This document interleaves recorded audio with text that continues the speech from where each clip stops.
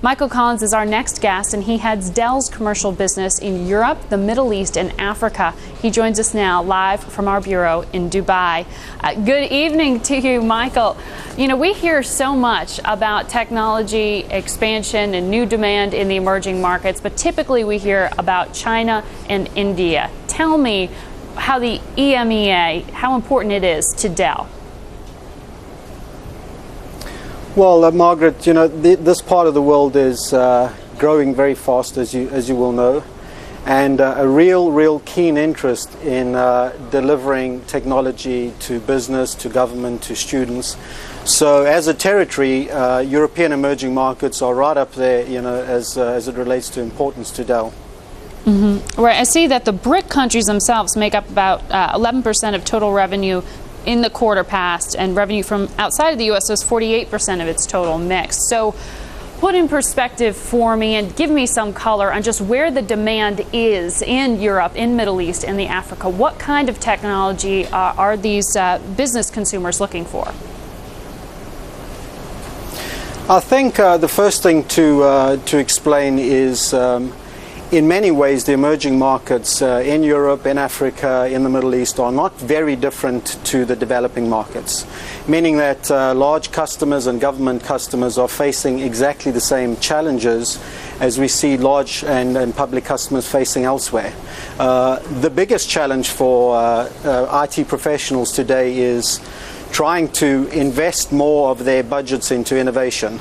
And as we well know, given the current economic situation, there's a lot of pressure on IT budgets. As a result, IT budgets are either flat or going down.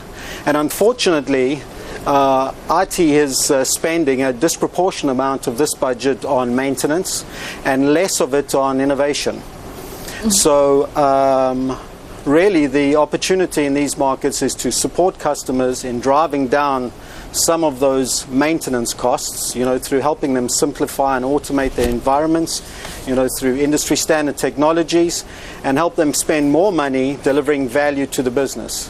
CIOs are playing a bigger and bigger role in business today, sitting alongside the finance and CEO, discussing ways of making companies more competitive in this very competitive global economy.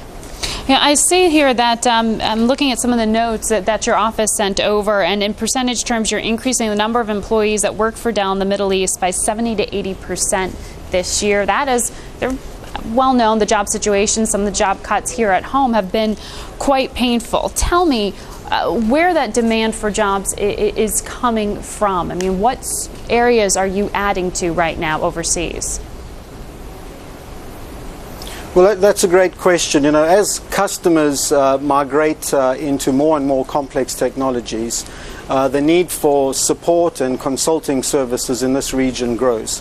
With the recent acquisition of Perot Services, we now have increased capability to address that demand. So it starts with improved consulting capabilities into specialist advisory areas, for example, storage, virtualization, cloud computing, all areas of interest that address the first point, you know, around driving cost out. And these are the most popular trends in IT today.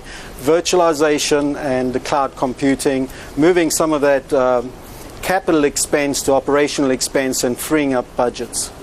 Now, a lot of the investment that you've been talking about on the screen, we should know, we're noting the growth that you're experiencing in Saudi Arabia right now, but some of the projects you've got going in the UAE and elsewhere, so many of them center around, it seems, education.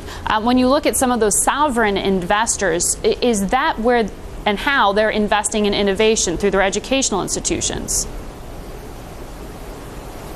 Well, if you look at the demographics of the population in many of our emerging markets, you find that a large percentage of the population are, you know, people below the age of 14 and 15. And therefore, the massive opportunity for governments to improve the levels of education is give these willing and able students access to technology. So it's a beautiful thing to witness here in the Middle East and elsewhere in emerging markets.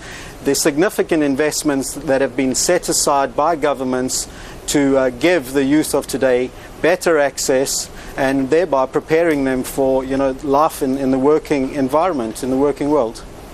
We should note today, Intel CEO, we just brought his comments live here on this network, making that announcement today that they're going to be investing, along with a number of venture capital firms, about $3.5 billion to help spur job growth. I know Dell's one of the companies also working on this initiative in some way. Can you tell me, of those you are you hiring Americans for these jobs overseas?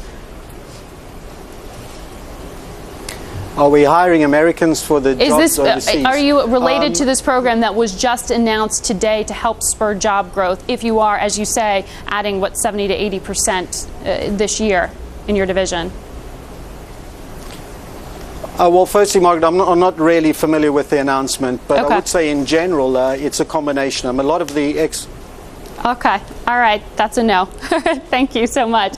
Michael Collins joining us from Dubai this morning.